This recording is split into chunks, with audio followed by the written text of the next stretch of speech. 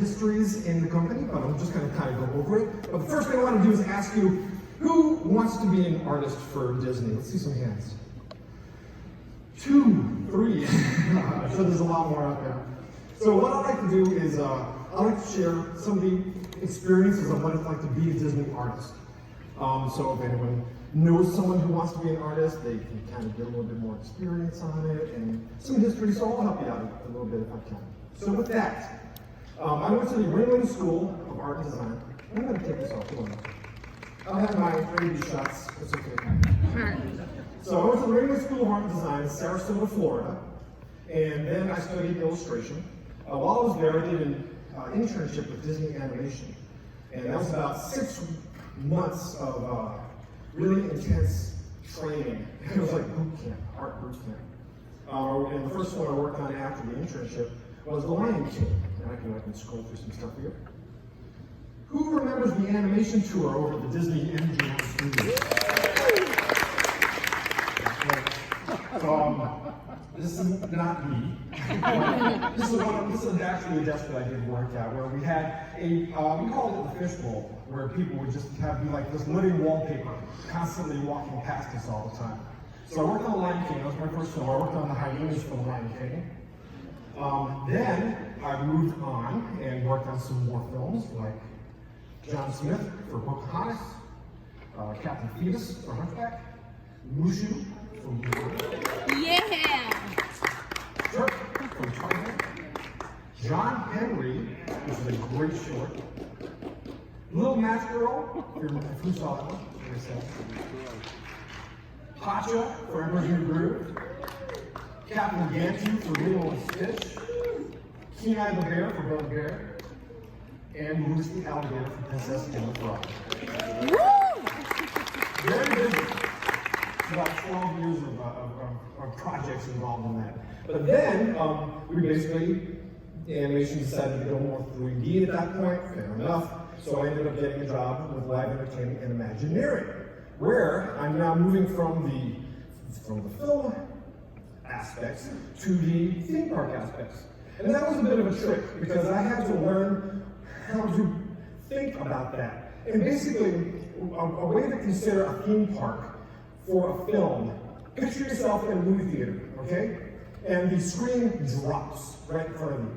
And you can walk right into that movie now. You're interacting with the characters. You are smelling smells. You're experiencing location. It should be as if you're actually living it now. So I was like, this is really cool. I mean, as opposed to experiencing a story for an hour and a half, now you can experience that story all day long. So this is fantastic. So I do a lot of character art for the parks, and I also do a lot of concept art too. So here we are now broadening out of the animation world. I'm going into the concept art. I'm learning more about it. I'm learning Photoshop.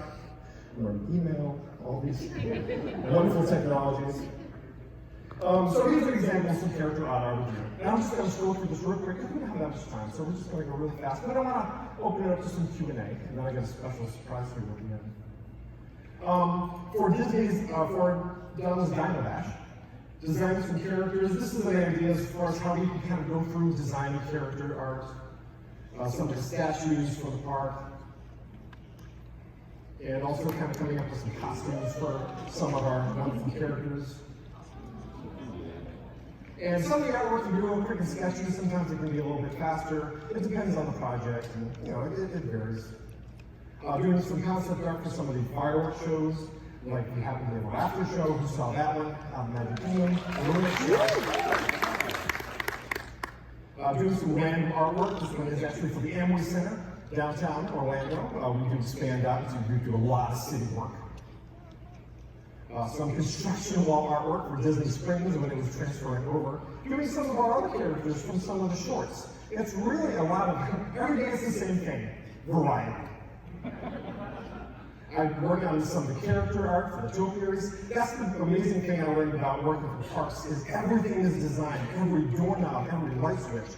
And there's a story behind everything. That makes it fascinating. Doing character turnarounds. Also designing some meet and greet locations. Now this actually, it is a meet and greet, but you never know it because when you arrive, this is in Mexico over at Epcot. So we were designing this area as kind of like this ish location where the characters could come out and some of the band could perform. So basically just coming up, doing a lot of research into the area. This is how it looks when it's actually built and constructed. And of course, with our characters in front of it. Another one for the wishing well over in Germany, because it has to work on a few levels. It has to look fine when there's no character there. You're in Germany, hey, look at that really nice wishing well, super cool. But then when the light comes out, boom, now it's her wishing well. So it's got to work on a few levels. It can't just be like a printed backdrop. It's got to have a few dimensions of believability. So the topiaries,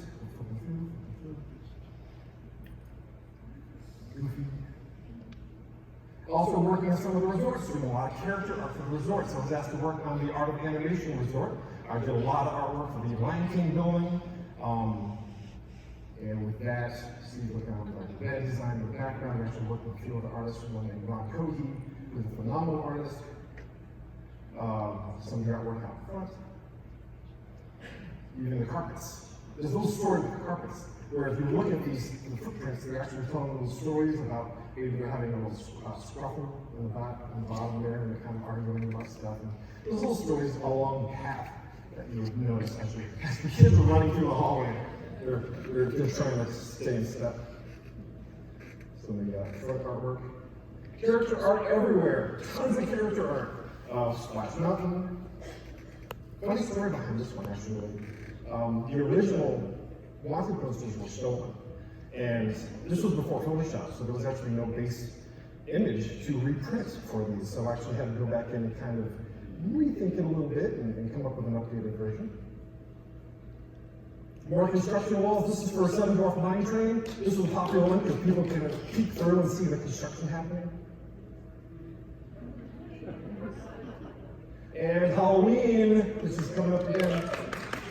I really enjoyed, I do a lot of the artwork for the Halloween event, and I love it so much. Our pumpkin friends. And again, going into the backstory, what's the story behind these? Everything's got to have a story. Well, the people who live and work on Main Street, Main Street's a real place. So they basically decorate their own town to celebrate the holidays. So the people who work at the Emporium designed their own pumpkin for this contest for the town. The marching band designed their own pumpkin.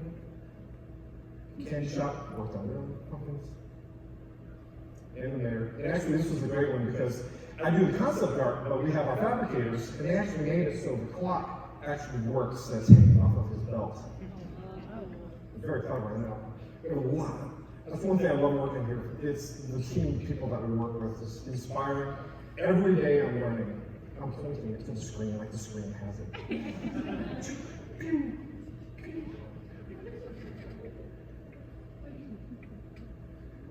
Some other artwork for the Circle of Life show, which is no longer up, but you can see some of the artwork that was being done. Creating some background artwork as well. This was, we wanted to get the character at Epcot, but we were trying to think of what would it be. So my solution was, if you have one photo with Mickey Mouse at Epcot, where do you want it to be? In front of Spaceship Earth, of course. So this is a great way to kind of both reflect on the original concept art to try to make it look like some of the first concept art from the park, and get your photo in front of Spaceship Earth without creating a traffic jam of the thousands of people flowing into the park in the morning. Designing some of the puppets for the cruise line, Disney Cruise Line. That was a lot of fun and great experience as well. And you can see now that it's getting a bit more detailed. So you've got to be able to work really fast sometimes and work really detailed sometimes for when people construct these things. The more information you can give them, the better the final product will be. Creating some interior artwork. This was actually for a Legacy Award. And having some characters that kind of represent the Legacy Award. And I did a little fun magic trick with this one. If you look at this and you blur your eyes, squint at it so it's blurry, you might see a little something extra.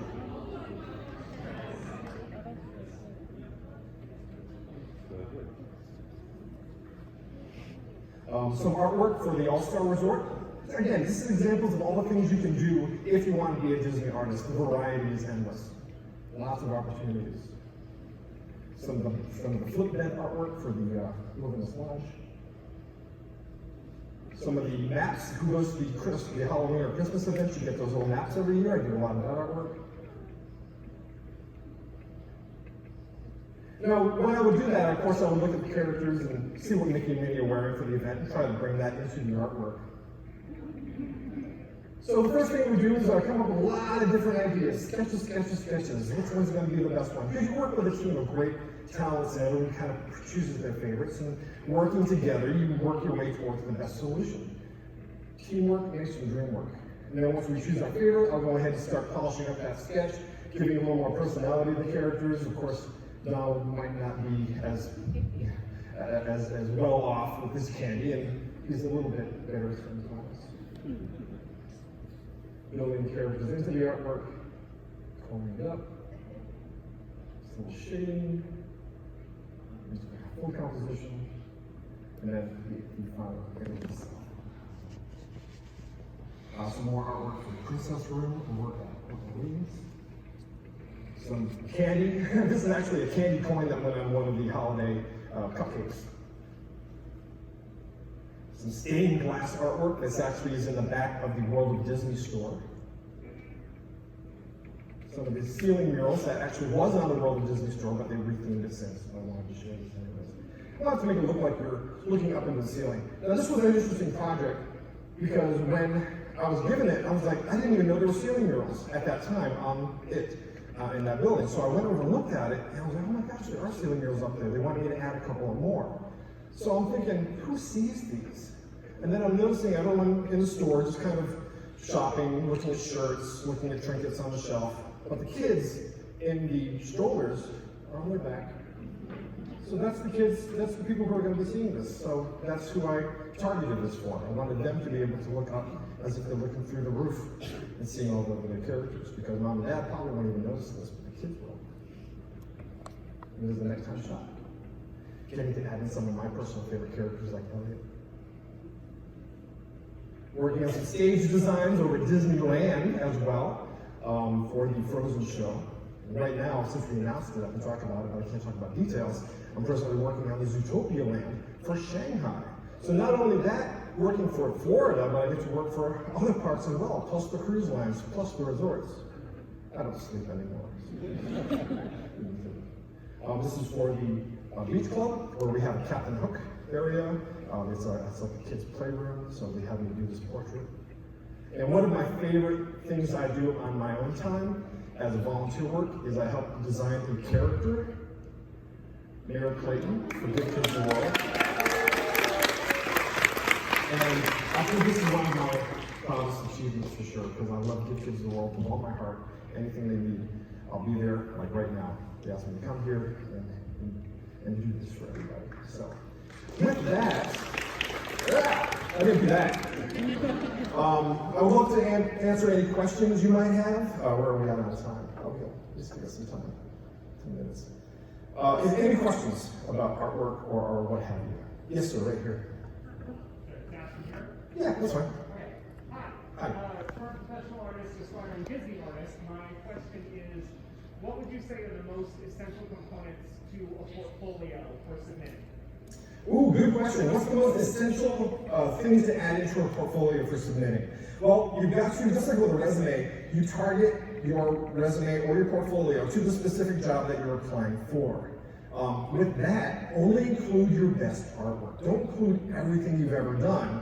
Just show the top 10 pieces, and I'll kind of give you a little more insight on this. If I'm reviewing portfolios, that first image that I see on the top of your portfolio, I'm already deciding whether or not I want to hire you. Every image after that's just confirming the decision that I already made.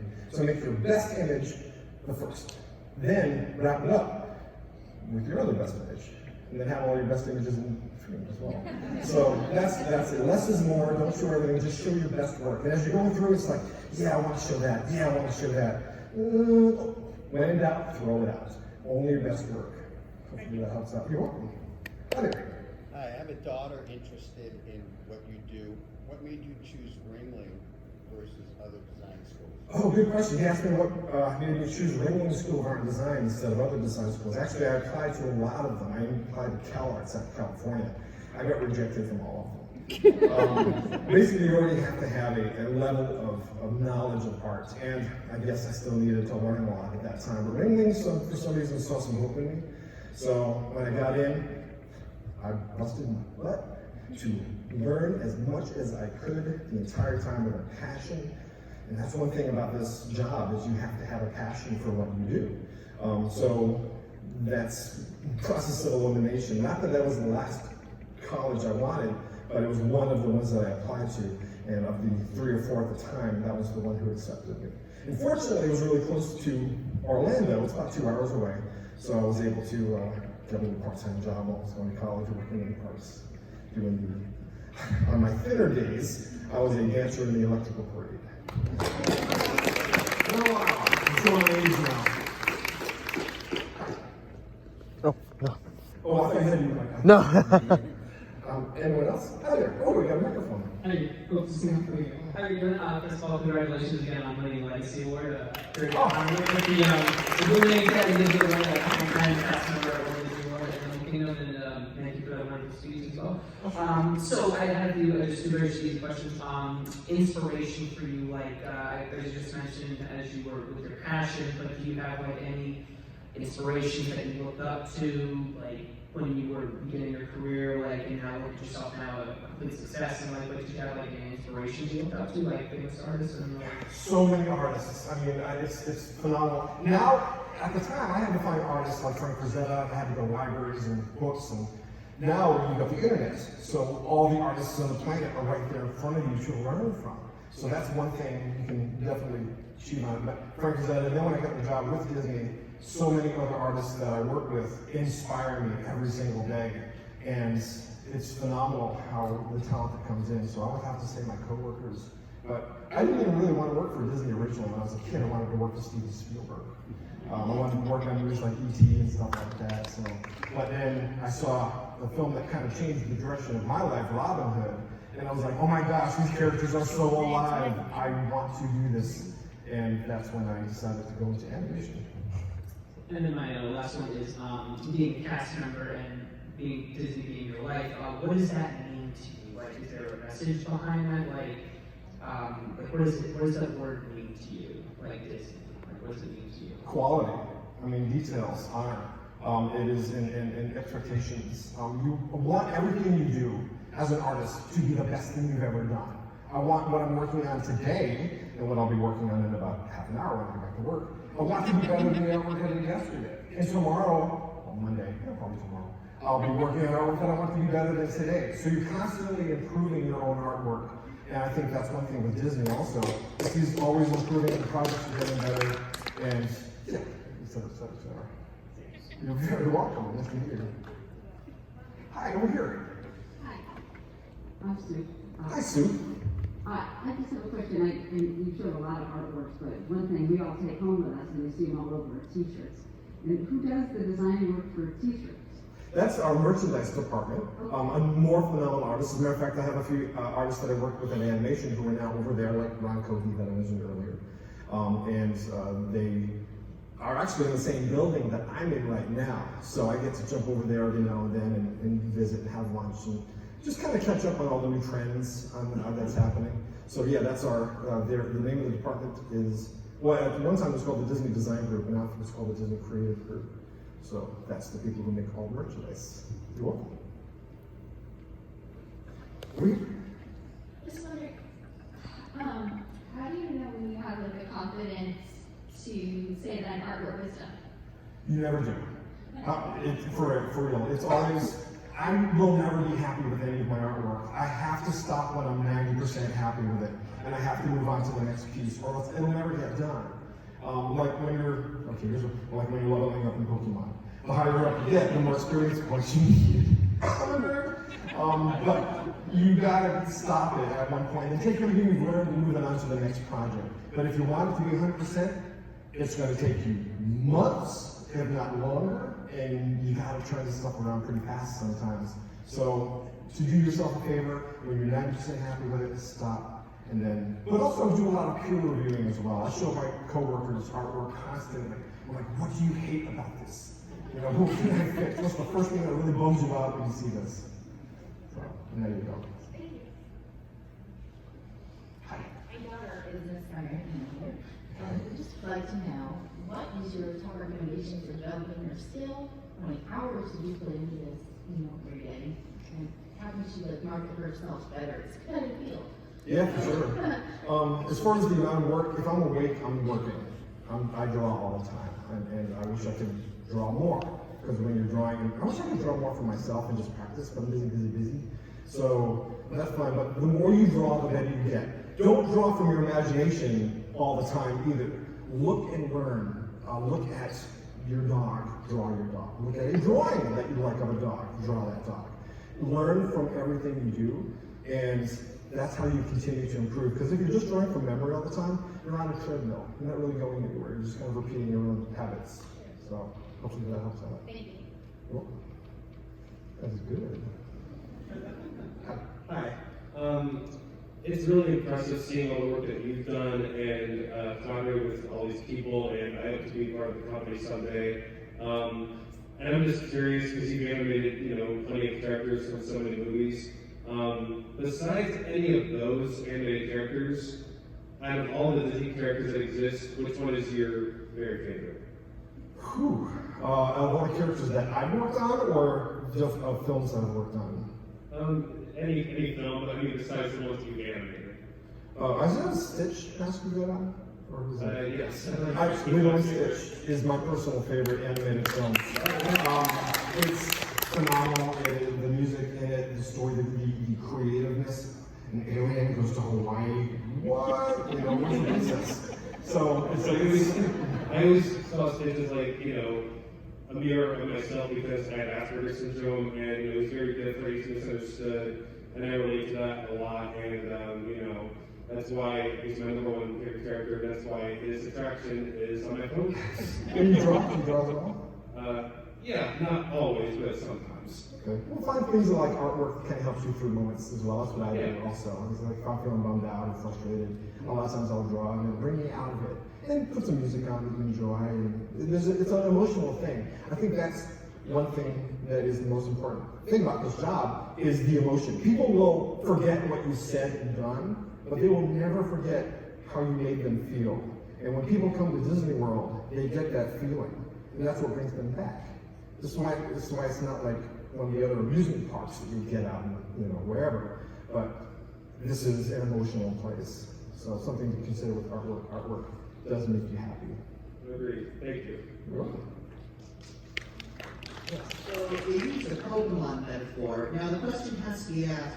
You want to trade friend cards? Pokemon design. Okay, we'll trade friend cards later. My favorite Pokemon design? All the new ones that are coming out. Whenever there's a new one, I'm like, oh my god, it's so cool. So, yeah, it's pretty infinite. That was your question? I love that question.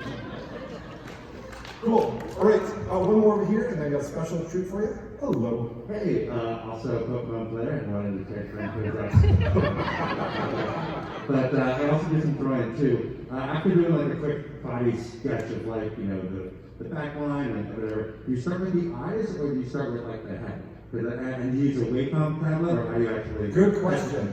I used to draw on paper constantly. Now I'm drawing more on a Wacom or an iPad. There's some programs on iPad like Procreate that's like an industry standard at this point, and it's like $10. But I'll start out with really rough shapes. I'll scribble in shapes, I'll scribble in poses. Then I'll start with construction of the body and the head, and then I'll start writing with the nose and the eyes, because that's the most important part. And another thing, if a character is going to be holding something, I'm going to draw the hand before I draw the arm, because this just connects this to this. This is the important part of the story that's going on right now. So that's another little tricks of the trade. Thank you. You're welcome. Here you go. And then, That's a good question. sure. It's a little bit outside of what you do, but I've noticed the theme with everybody that works for Disney about leadership and about understanding Disney's vision. And so my question is, outside of what you do on a day in and day out basis, do you have classes or things that you go to kind of continue to inspire you to bring people back into the parks and to enhance the graphics and things like that you're working on?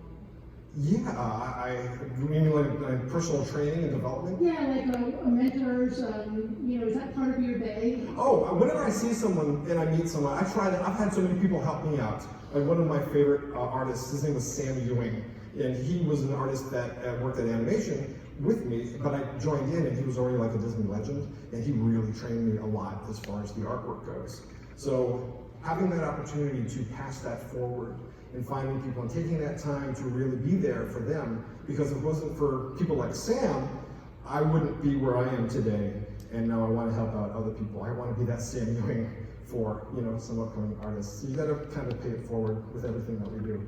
Speaking of Sam Ewing, he's here right now. Where are you, Sam?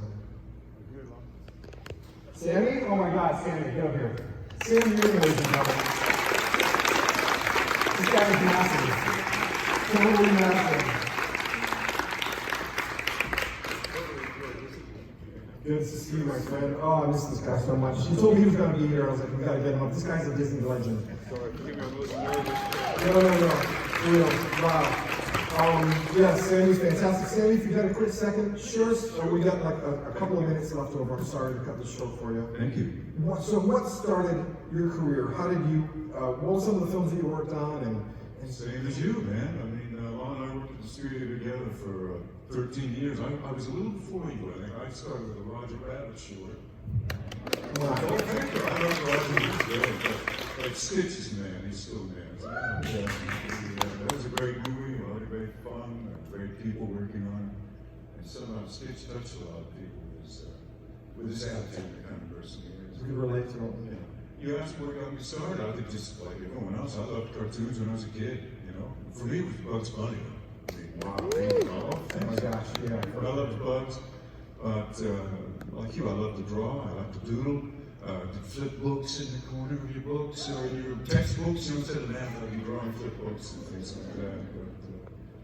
But I'm like you, I really wanted to do it, and Disney saw just a little bit in me that they thought they could use, and when they opened their studio here in Florida, I was one of the ones that helped begin their studio. There were only about 20 of us at the time. You got a lineage with animation. Yeah. My father was a Disney animator, so that's also got me started. His name's John Ewing, if you want to look him up. He's still alive. He lives in New Zealand now.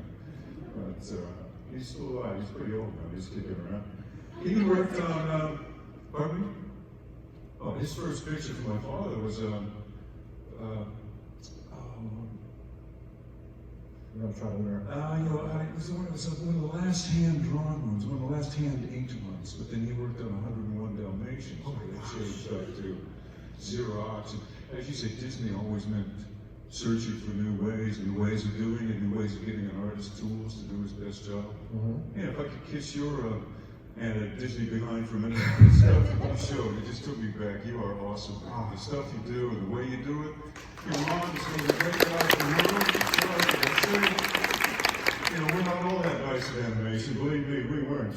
He's one of the nicest guys in the world, and he plays with his heart, and he comes out through his art, So I always to suggest fellow artists to think about what they might do is just do your best, Trust yourself.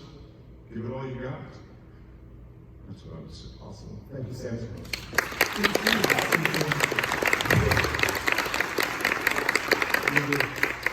All right, thank you all so much. Enjoy the rest of your time here. Go give Kids of the World, support them however you can, and enjoy. About the original Mouseketeers. So before this series idea happened to me as a small town talent show girl, I was researching, like I had a very small mind about, I didn't know the wonderful world of Mickey Mouse Club Times and Disney and I didn't know a lot about it. I was only, 9 or 10 at the time, and I just hadn't seen a lot of that entertainment world, but I researched the kids, and I was going to play either Darlene or Doreen, depending on how much of a growth spurt I had by the time they shot the movie. So Chase and I were in the final auditions for that process, so I got kind of a head start. And so when I actually saw these kids all grown and in front of us and professional and polished like that, all the things we were striving to become in our young lives, I just had a whole new appreciation for how that sticks with you your whole life. Planting that seed of what Disney stands for and the entertainment value and the reason why we go the extra mile to present the way that we do, and why we care. You know, it showed up in every one of their faces in rehearsal. And of course, Annette, you know, just looking at her, her husband was with her, and she would, you know, put her help aside and get out there and do the moves in the dance studio. And I just looked at her with wonder, because we know she was working with some physical challenges and some pain, and she was there for everything that we're doing too, basically to present and to touch your hearts. She knew that it was worth it, and so that was the big thing for me, just their aura, just the way they were. We got to watch them over the years continue way past their time on the show being Disney ambassadors. And you know, Jennifer's from Denison, Texas, right? And I'm from Oklahoma. We're, like you said, we're not Hollywood kids, and to all of a sudden kind of be in this place where we're representing this, you know, huge corporation was mind-blowing. It was really neat. But to be mentored by the best of the best, the Bobbies and the Dons and these guys that would come in and work with us. And I actually think we got a clip of that 25-year reunion when they came with us and did some stuff with us on the show. If they haven't, then awesome. It's all right. I don't know, some of you guys haven't seen it. You guys want to watch a clip? What do you get when you mix the original Musketeers with the new Musketeers? It's an innovative, funky, new part of history, jam-packed with jitterbug jerk thing. It's a blending of the two generations. It's like deja vu. Oh, like spiked out. It's a unique experience. It's the Mickey Mouse Club Reunion Show, a raging party full of nostalgia. If I tune up in advance, do you think you might be able to, well... Just an invitation? I was wondering if you might want to appear on a TV show with me. I'd love to. You would? This special is a combination of the old with the new. There's 6 original Musketeers here, and we're working with the new kids, and we're singing and dancing and doing skits. Making music is fun! Yeah! We have one big production number called When the Radio Is On, where it's almost like a challenge. We do the 50s type things, the twist and the pony and all, and they're doing all the new rap moves. And then they bring us up to date, and we did the rock out.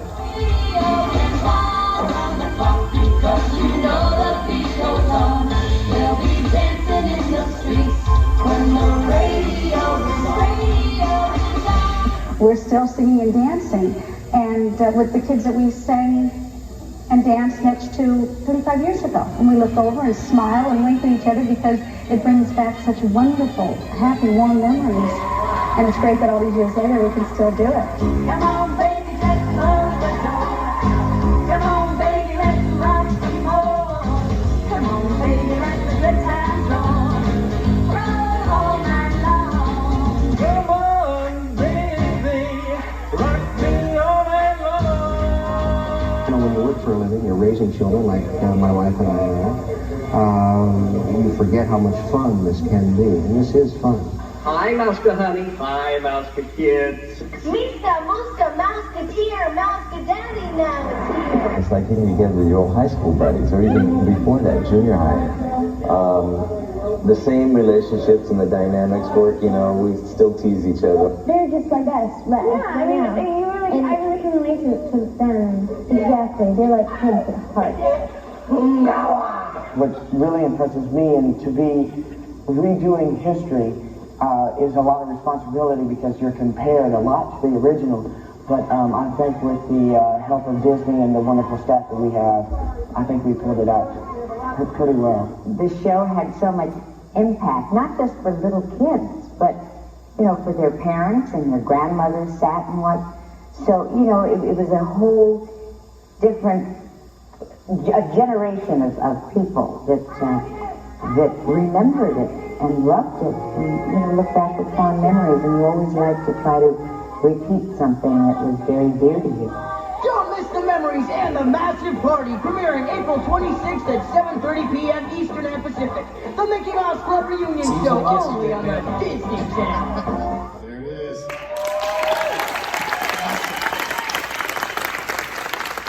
So I've always been curious, what was the audition process like? It was actually different for everybody. Like, you know, like Jennifer was saying, it was a lot of times, back then they didn't have the internet, there wasn't YouTube and stuff like that, so a lot of times they'd go through middle America with these kind of mall tours, and they would say, like, everybody come down to the mall and audition, you know, for the next big part. And you always wondered if that was ever really a thing or anybody ever really got, you know, noticed on that. But mine was actually a big cattle call like that in Dallas. I went down to Dallas. I don't know about you guys, but... Yeah, Matt Casella went nationwide to find this cast. So instead of waiting for the kids to come to him, he went out and searched America for this cast. And the numbers have been varying through the years. I heard 12,000 the first round. 100,000. 100,000. Oh, wow. I was off. First round. Oh, First sorry. round. First Yeah, round. not first round. About 12,000 kids. But he was all over the United States searching. And that's how he found the first original 12. And then I think each cast after that, right? He still would go out. That's right. Yeah. Yeah. Yeah. He hit me up in Dallas. Big cattle call, about 3,000 or 4,000 people there. They just bring, you hear it on the radio, they're casting for the next round of Mouseketeers, come on down. And I remember in my round, they whittled it down that day, all day long. They whittled it down to about 10 of us by the end of the day. So they would see you dance, they would see you, you know, do a little skit. They give you a little one sheet of paper, a little scene. They watch you do it, and then they'd say, okay, you can stay, you can go. Footage from when we all first met. Yep. Okay, let's watch that. If there's anything you need, all you have to do is say, you know, you satisfy everything you need. Shouldn't waste a single day. So don't stop me falling, this destiny calling. All power, I just can't deny. It's never changing, if you hear me, I'm saying I want you for the rest of my life. Together forever and ever to part. Together forever is true. And don't you know I would do heaven and earth to be together forever with you. Together forever and ever to part. Together forever is true. And don't you know I would do heaven and earth to be together forever with you. Together forever and ever to part. Together forever is true. And don't you know I would do heaven and earth to be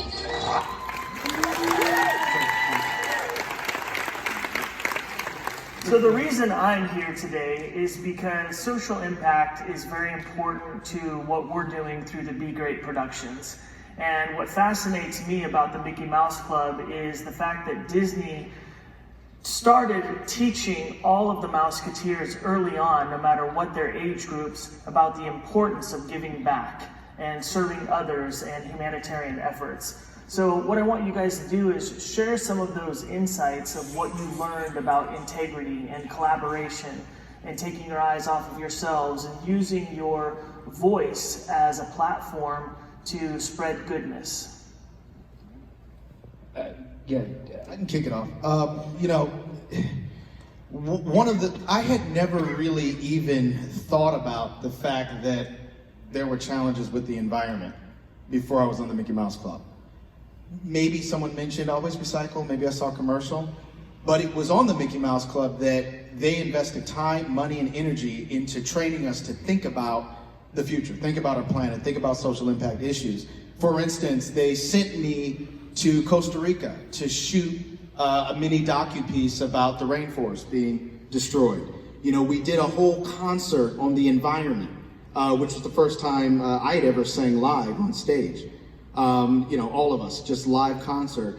We were, you know, learning civic duties. You know, we performed at Bill Clinton's inauguration, the Jerry Lewis Telethon. So just getting out there and being mindful of what's going on in the world and how you can use your talents and your place as a Mouseketeer to help move humanity forward. It's something that I still do to this day, obviously. And then there were days of the week, you know, that... We actually had Hall of Fame Day, if you guys remember the days of the week. And every week we would, you know, it was our job. So we got to sit down every week and learn about something new, whether we liked it or not. It was our job. As kids, we were inhaling this and soaking it up. I mean, I can remember vividly, you know, the Jesse Jackson episode that you talked about. On racism, yeah. And we actually had Ryan White coming to our show at one point. I don't know if you guys remember Ryan White, but that was a big deal back then. That was the scariest thing for kids in our generation at that time, was the AIDS pandemic. It was just crazy. And we had people from the CDC come down, and Disney had people come talk to us at our schools so we knew what questions to ask. And, you know, looking back at that now, it was a byproduct. We were obviously doing a show, but the byproduct of what Disney gave us was this education about all of these issues. Like, you know, and like Dale says, it's really ingrained in us. It's kind of like, we can't let it go. I can look at each one of these people on this stage and tell you that most of us are teachers now and mentors. And I know Albert's working on doing a production with, you know, younger kids for music. And it's just, the give back is insane. And it's not something we were even trying to do. It's just something that's kind of like, we feel like we have to do it because it's something we grew up doing. It's really cool. Another great lesson was a lot of our followers and supporters were maybe special needs, handicapped, battling cancer. So we got to get all of our fan mail. So when we started getting the fan mail and seeing that we were influencing kids in need or ill, that started teaching us at a very young age, wow, we're influencing these kids. We want to do something to give back to them. They're loving and supporting us. And so that also started kind of getting ingrained right at a very young age. And we really were best of friends. But to like he said, to get that fan mail and see in our audience, as it was over the years, we would actually look back and see the reflection of who we were. We started to see this entire rainbow of a community. And people would reach out to us and say, you know, I really relate to Albert, or I really relate to this person or that person. There was someone on the show. You could sit down at 5:30. If you felt alone, if you were getting bullied at school, you could always know that at 5:30 you could come home and your buddy was going to be on TV and you could be part of the show with us. And anybody who watched that show was a Mouseketeer, and that's why those ears are sold today in the park. You know, it's one of those things. And everybody who's into that and enjoyed that, you're all Mouseketeers with us. It's not just us sitting up here on stage. It's something that'll continue on forever. Yeah, I love how you guys had inclusion and diversity early on, but you also crossed some very controversial or challenging topics, sensitive topics. So, like, Jen, could you tell us just briefly about the special on Jesse Jackson? Well, and I will say that, you know, coming from a small town and really just remembering that, you know, Lindsay and I, you know, 10, 11 years old, we're really just stepping out into this amazing, diverse community of young people who do the stuff that we do, and we're reeling about that. And so I was taught very early, and I'm so thankful, about a higher level of diversity, about really seeing a lot of people who look a lot different than me, and we celebrate those differences, and we do include, and it's not about separation, it's about connection. And so, honestly, I was so young and such a sponge. I learned just so much filming and experiencing everybody else's sections of filming that particular show. And you just sit there with the man, and you ask questions, or basically what I'm saying is the older kids mostly ask the questions. But I'm sitting there like a sponge, and I'm looking up at him, and I'm listening to the things that he's saying, and all of these, it's like your heart just, it breaks because it wants everything to be fixed right now. We want everyone to be happy, and I just knew at that moment that this was something that was going to change, I would say, my perspective forever, as far as I'm always going to reach out and connect, and I'm going to make people feel comfortable. I'm going to ask questions. I'm going to sit next to more people like this and learn as much as I can, so that I can be an ambassador of what he's there in the room saying, because I don't know what's going to make the cut on the show. So I'm listening to every single thing that he's saying to make sure that I can absorb, and that I can really send that into my family, send that into my community. But I would just say that from my perspective, it really was more of a first eye-opener of what could be, and what you can say out loud. So I was just very inspired. I was definitely a sponge on that show. Yeah, it's incredible. Dale, you were telling me about the Clinton inauguration and the concert for the environment. Can you share with them a little bit what we talked about yesterday? Fred was like, can everybody step outside? I have a surprise for you. And I don't know how much you have shown. And that's when I climbed the fire escape. Yeah, literally, we all came out and got in the line, and we were like, what is he doing? And there was a huge, construction truck there. He opens up the back gate, and he's like, it's all yours. And it was, I don't know how many pies. He had hundreds of banana pies. We turned Pixar Street into like an ice skating ring because it was so slippery. We actually had to bring in the fire department to spray it all down. But I think they sent Fred the bill for that, didn't they? Let's roll it. I want to watch this. I haven't seen it. Let's roll it. Everybody, could you just come together in the center right here? Really, on behalf of all the people on camera, we wanted to do something that was very special. For everyone, I'd say, let's party in this, and everyone has your own individual.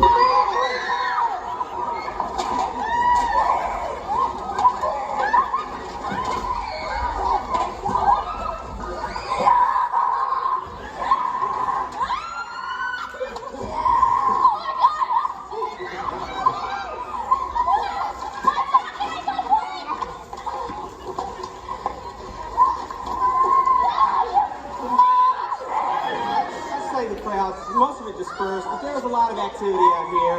They kind of went into a genetic mode of, hey, Brandon, God, it changes your face so much to see banana cream on your face. I can't believe it.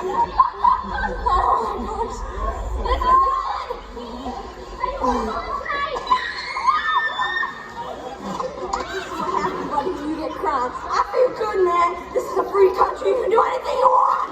Yeah! This is what it's all about. People look. These are my glasses. This is what they look like on me. Let's see if I can get them up. It's a look. Not everybody can have this look, I think. Oh, right in my ear. This is bad. This is very bad. This is really bad. Some decorum around here. We're trying to put a show on.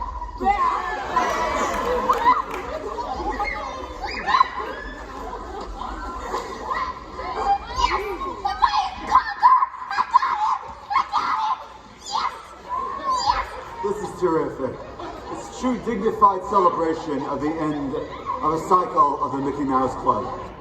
That was the executive producer there. Now, I do research and I go deep.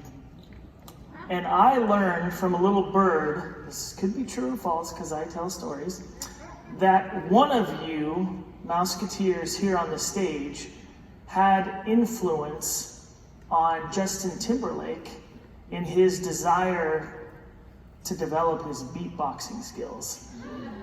So, is this true? Raise your hand if you guys think this is true. Come on, raise your hands. Okay, now hands down. If you think this is false, raise your hands. Okay, Mouseketeers, is it true? Tell us. I believe it is true. Well, that's very true. Okay, so now, was it Lindsay or Dale that influenced Justin? Lindsay. Lindsay. Go, girl. Get it, girl. I don't think so. Is that a real question? It is a real question. I'm just doing research. I got to get to the facts. I can't take claim to this one. I didn't. Should I? Should I just claim this? I think you should go with it. Just go with it. Okay. Let's go with it. If Lindsay's not, heavy on this, then Dale, prove it. Yes. Yes. Yeah. Justin Timberlake on beatbox. All right. Sanitize that microphone, please. That was awesome. This microphone. This is shot. I've known him for 25 years. I've never heard him do it too. That was amazing. Give him another big round of applause. Who did it in the rap? And the irony is that I got to see them. I got to see NSYNC in LA, and me and Chase went and supported them in their very beginnings. And Justin did a thing with the drummer where he would beatbox a little bit, and the drummer would echo him. And I remember that, and did not know it came from this man right here. That's awesome. Not so, man. Not like I said. No, I just said do this. That's awesome. Yeah, I'd like to think I had a big input. That goes back to just what we were saying. That was a funny joke. Obviously, Lindsay didn't teach him how to beatbox. Tell me a little bit about what you guys are doing today with social impact initiatives, giving back, making a difference. And basically, what impresses me about you individually is you're continuing to be great 30 years later, with or without the Mickey Mouse Club show as a platform. Yeah, I'll kick that off because I actually want to share with them the MMC30 recap video that I think really speaks to the question. So as we've talked about a lot throughout this panel, you know, we're about giving back whenever we can. We're here today supporting Give Kids the World Village and their incredible work. Their incredible work to provide cost-free vacations to critically ill children and their families. Chasen and I, with Brian, toured Give Kids the World just the other day, again for Chasen and I, and it pulls on the heartstrings. The work they're doing is so incredible. So we're so proud to be here supporting that. We're here as sort of an MMC 89 initiative. That's what we call it. You know, leveraging and reaching back and leveraging the Mickey Mouse Club for what it's always been about, for good, right? And we were able to get together, everyone unfortunately but my boy Albert, who came out this time, but yes! But we were all at MMC 30 here at Walt Disney World in 2019 to celebrate the 30th anniversary of the all-new Mickey Mouse Club. And if you haven't seen it yet, we have a recap video and we'd love to share that for you.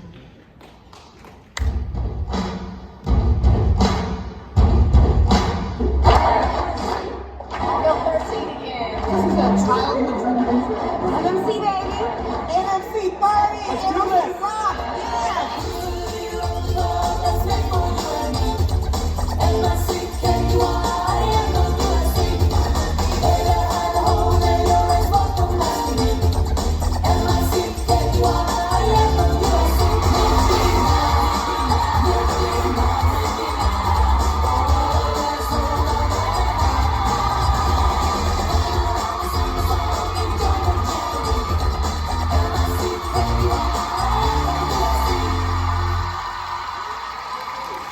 Yes. Okay, so I'm going to have you guys stay up here because we are going to transition into our Be Great Humanitarian Awards now. So what we do is every year we select approximately 20 humanitarians that are absolutely advancing humanity and empowering the planet. And we honor and recognize them with a humanitarian award every year. And this is what we're going to do today. So we've got a special introduction for some individuals that are really making a difference. And I need your guys' support and engagement to really liven up the room when they come up. Okay. Where's Mr. Chance Dyke? There he is. All right. Give it up for Chance Dyke, everybody.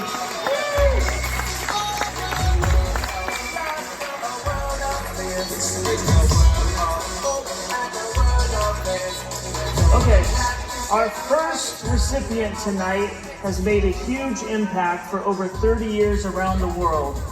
She bought a college in Atlanta, Georgia, and converted 100 acres into a school just to help children. In addition to that, she has received over 70 different awards since 1959. And in that time, she's been awarded a Presidential Lifetime Achievement Award. But tonight, she's getting her first Be Great Humanitarian Award. It's my honor and privilege to introduce you to Dr. Florence Alexander.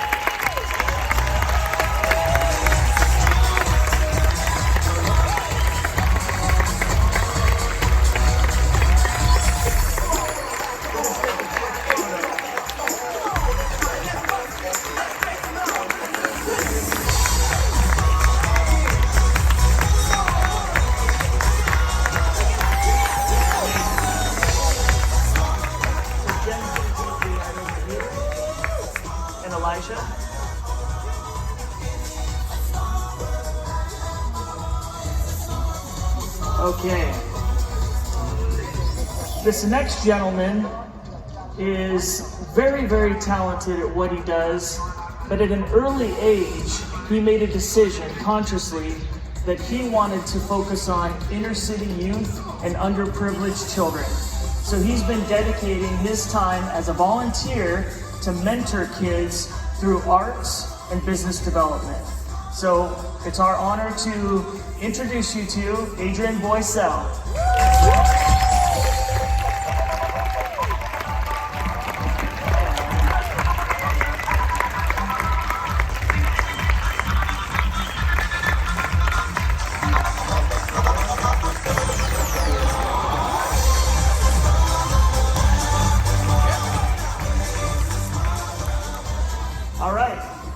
this gentleman has been donating, volunteering, and helping out as a social investor for over 30 years.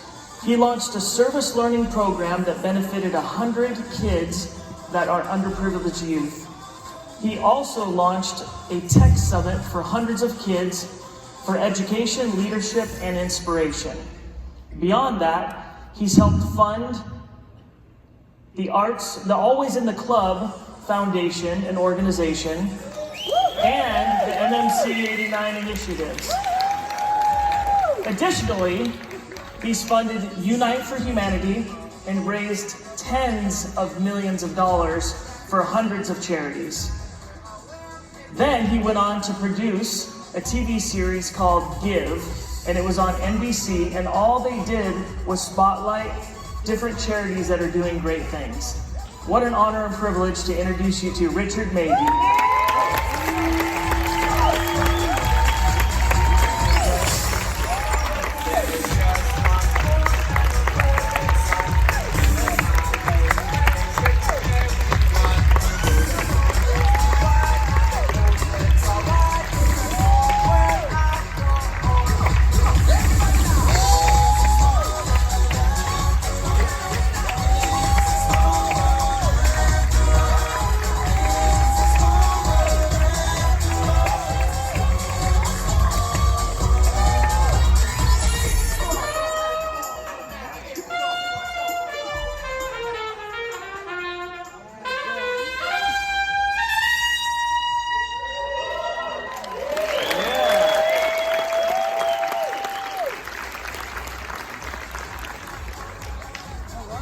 Okay, this next gentleman has donated hundreds of thousands of his own dollars over the last 20 years. And during the COVID situation, he donated over 50,000 masks to individuals in Staten Island. He has multiple different companies and he serves on boards of different foundations. I am honored to introduce you to Sir Gary Kong.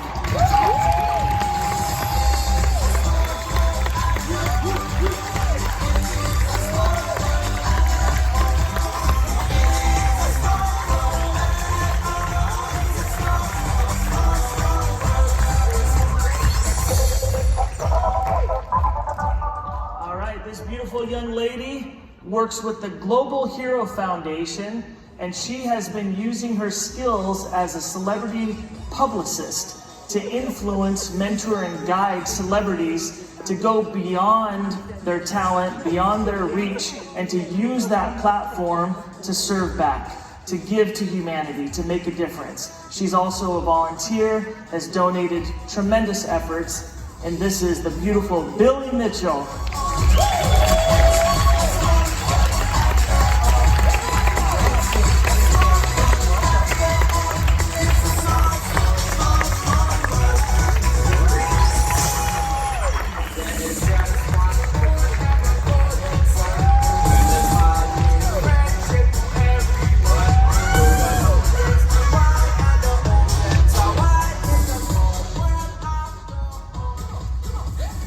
So the reason we're all here is to spread awareness and to help raise funds and resources for Give Kids the World Village.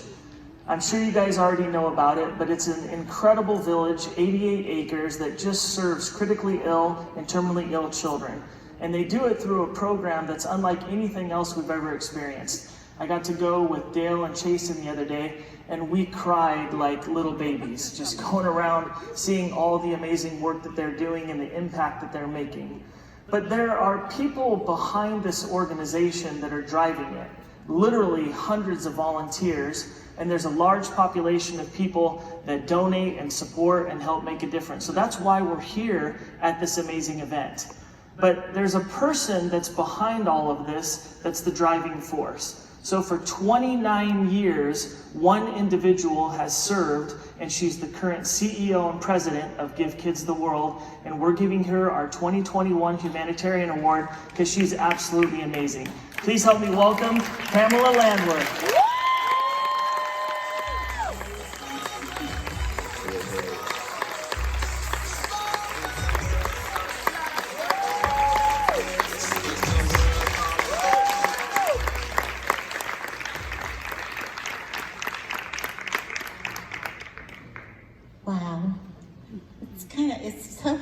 to get an award for something that you're just so blessed to do every day of your life. I've been part of Give Kids the World now for 29 and a half years, and it's just been, I'm more excited to go in every day than I was when I first started. So to get an award for doing something that you love and that you feel like you're so blessed is just incredible. You know, we served over 176,000 families, and when you talk, it's an amazing number.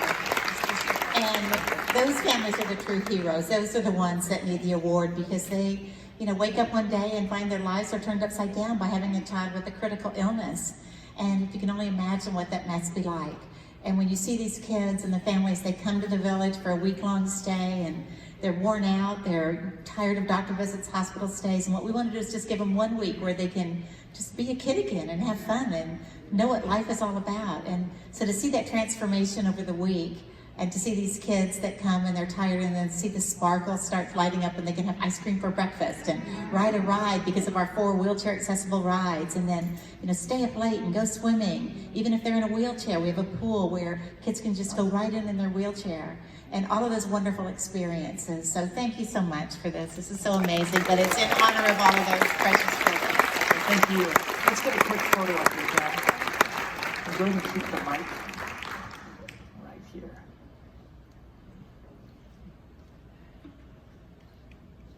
Okay. And then Pamela, while you stay up here, can you tell everybody, you were telling me about an individual who has just changed the face of Give Kids the World and your heart. So can you just quickly tell them the backstory and who he is and what he's doing with you today? Oh, absolutely. We were so blessed several years ago to have a young man come down with his family, his sister, and of course his parents. They live outside of Philadelphia, in Pennsylvania, and they came down, and this precious little boy, he was maybe 4 years old when he came down on his wish, and has a series of illnesses, unfortunately, that affect his heart. And he came down, and they were so moved by the experience at the village that the entire family uprooted their lives, moved down to the village, to be down to the area so that they could volunteer at the village and give back, because they were so, I think, moved by the unconditional love that all of our volunteers poured out on them. And so they came down, and they've been volunteering. They're here all the time, and Kellen is his name. And it was about 10 years ago that he was here. And Kellen wants to be an artist and a chef when he grows up. And I don't think it's even when he grows up, because he already is. But I don't know if we're going to be able to show it. I hope he has it with him. But we have our gala every year, and right before the gala, he was doing this incredible picture. And his mom came in while he was painting it, and she asked him what it was. And it was this picture, and it had black on one side of it, and then all of this amazing color. And he explained to her that the darkness was what his illness brought, and the color was what Give Kids the World brought into his life. So that's Kellen Chapter, and he's just amazing. He has a booth here. He's been selling copies of that, but he's been selling original artwork too, and he's sold out of the original artwork already, which is like amazing. And of course, he's donating all of the money from the sales to Give Kids the World. So a very special young man. So this is our first ever Youth Humanitarian Award, and it goes to Kellen Jacklin.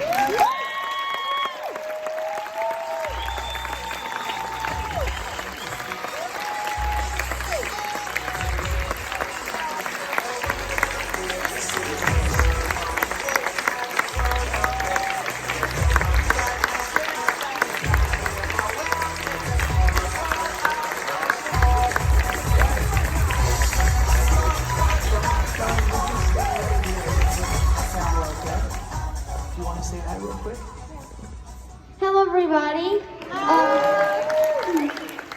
Thank you so much for this award, and to everyone who inspired me to be great. And speaking of being great,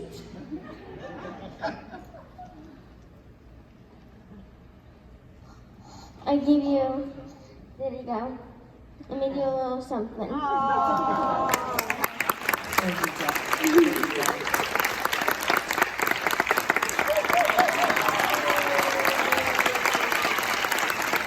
Thanks, buddy. I'm gonna put it here.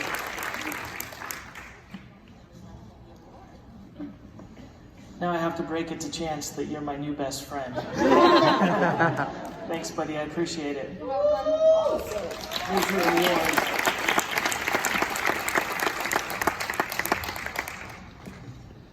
Okay, I get 2 mics for this one because he's extra special.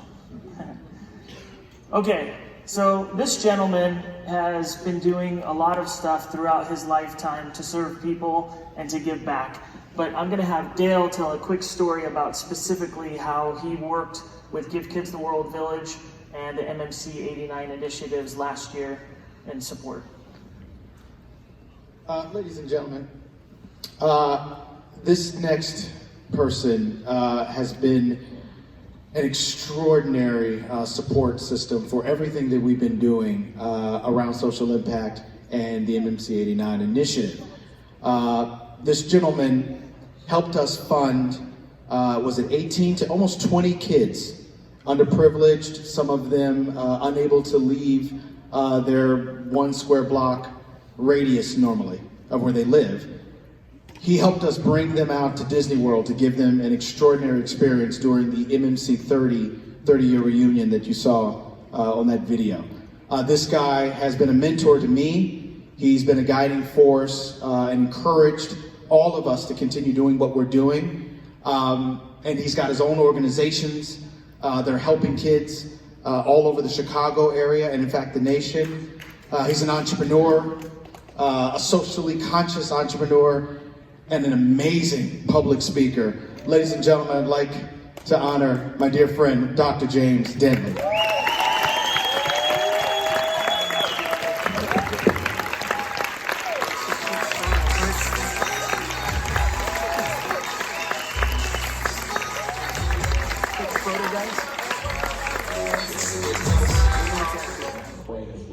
Lovable as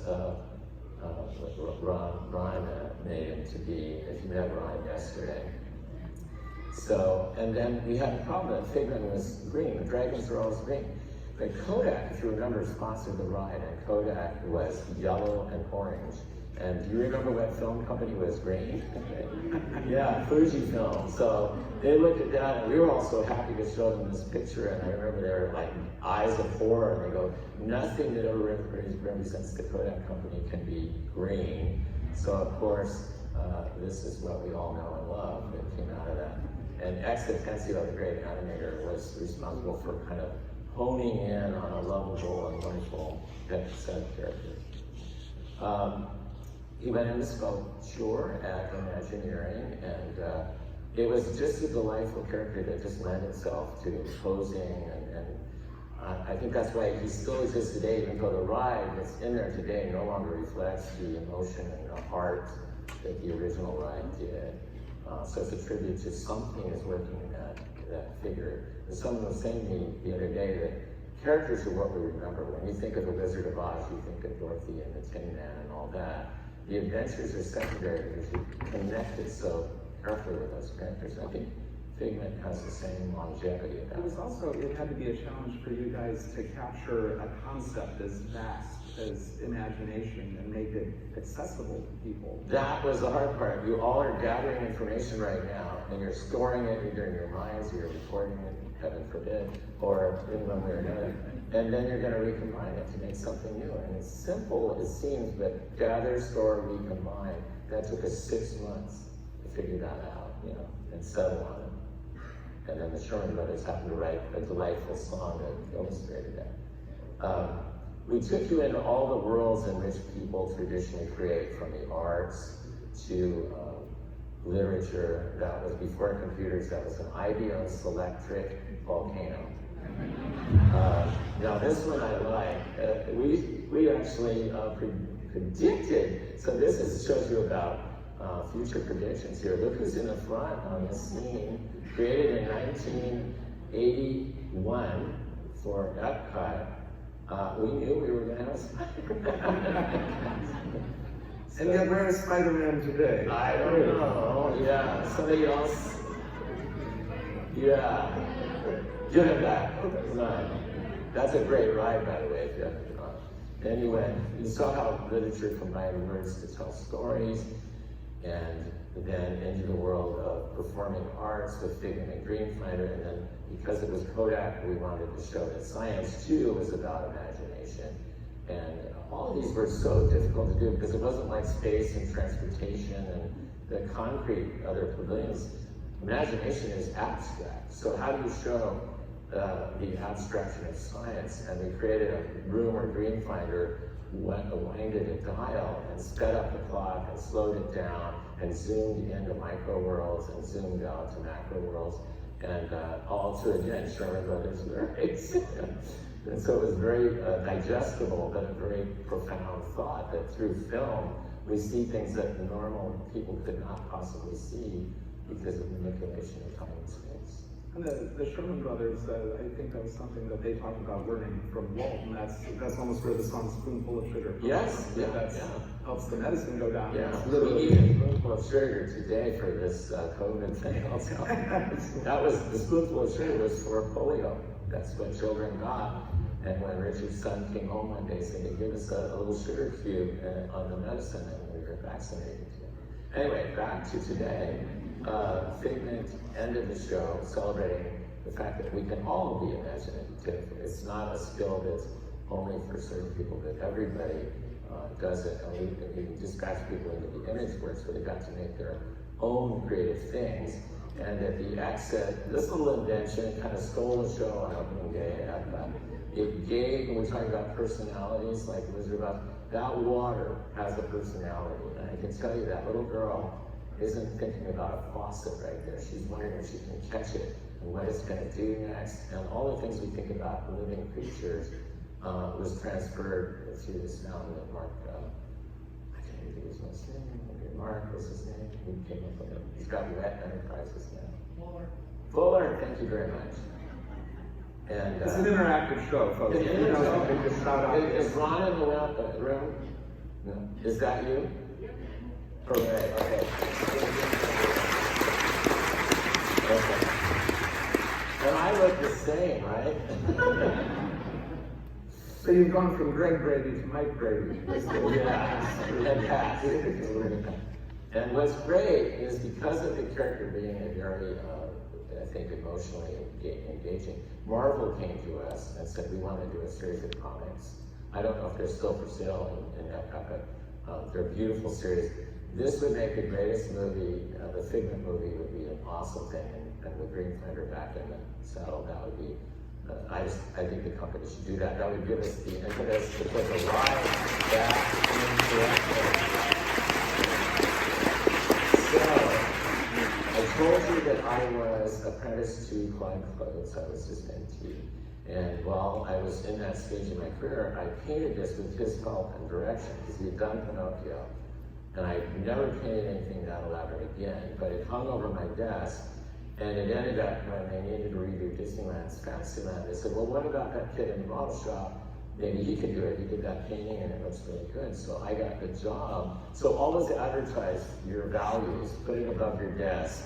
It works, and I could tell other stories about that other people succeeded, like Harper Goff, by marketing the World Showcase above his desk. And the president of the company came and said, Harper, what's that? And he said, let me tell you about it. The next thing is what you see down there in Epcot today. Anyway, so we built a brand new fantasy. So guys, we've done 2 days of the Diz Family 2021 reunion expo. I just said that whole wrong. But what did you think of it? I liked the second day better. Just it was too many shows for one day. Now I'm very, very tired. Did you learn a lot of cool things about Disney you didn't know? Yes, if I probably could take a test right now, I would probably pass. So, with flying colors. Which was your favorite segment? Out of all of them? For the 2 days, yeah. I would say the Jasmine one. I really liked that one, and I liked how she said about Robin Williams, and I liked the fact that she has the Jasmine whole attitude, and I don't know, she was my favorite one. I'm going to go and say that one as well, but I'm also going to say the Toady Baxter one. I know I didn't get a whole bunch of videos for that because I'm almost out of power as we speak, because we've been here since 10:10 this morning. So, and I forgot the I part, also right? love the Humanitarian Award too. That was also Humanitarian my Award was great. The Mickey Mouse Club was great too. Yeah, I like that one. But yes. That was probably my second favorite. So Tony Baxter was great. Mostly because I want to go into the WDI. I want to go into Walt Disney Imagineering. So all in all, I think I could do this again next year. Next year they'll probably have more time to plan it out a little bit better. I loved it. Again, for Give Kids the World, we're going to put in the link below, or you can message me, comment or something for a link for the Give Kids the World donation. I will put also the phone number to text for donations. And I think you should make it Give the Kids the World episodes with little guest stars featuring. You heard that. And then I'm going to put my shirt back on in the shop for everyone to buy, and that all proceeds will go to Give Kids the World. It is a great charity, so again, please donate to this charity, something that me and Meg. Especially for a little boy named Kellen, who was probably the biggest inspiration to me out of this whole entire 2-day event. He was absolutely amazing. The kid has a heart bigger than his body. He is the sweetest, kindest person in the world. Their family has been through a lot. So the more you donate will help that little boy and help Pam get more humanitarian awards that she needs, because she is a phenomenal person. And Give the Kids the World Village, if you guys visit Florida, I recommend coming down there because it's an amazing Night of a Million experience. Lights is on, what is it, November 3rd? Yeah. I think it's November 2nd or November 3rd. So, Nights of a Million Lights, you come down here to Florida to It's visit. an amazing thing. It's You amazing. get to go on rides. This year it's going to be bigger and better than it was last year. If you have any type of disabilities in your family, it's good for little kids of all ages. So I definitely recommend going to visit that village because it is an amazing, amazing time, and they do more than they need to help these children. And on that note, Hatters, have a wonderful night. TTFN, Tata for donate. Donate.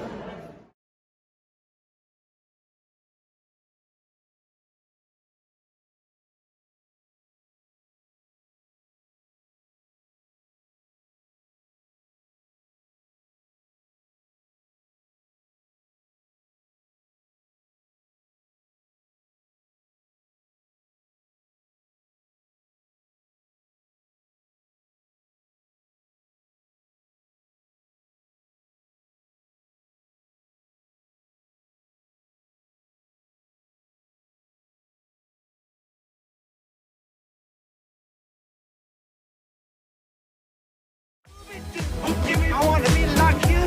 I wanna walk like you, talk like you do. You say it's true. Connect like me.